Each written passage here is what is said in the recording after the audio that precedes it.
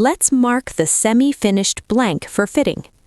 The first step is to check the power of the semi-finished blank according to the given prescription.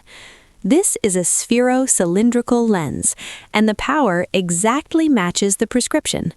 Next, center the lens and rotate the axis exactly as given in the prescription. For this lens, the axis is 110 degrees. Now, use the Lensometer marker to mark the blank. This will give 3 tiny dots. Let's make them slightly bigger for better visibility, and then join these dots to form a line.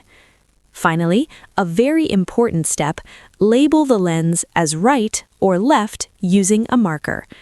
The same procedure is followed for the other lens. This left eye lens has an axis of 80 degrees and is properly centered. Follow the same steps to mark the semi-finished blanks for fitting. Click, clap, pull it.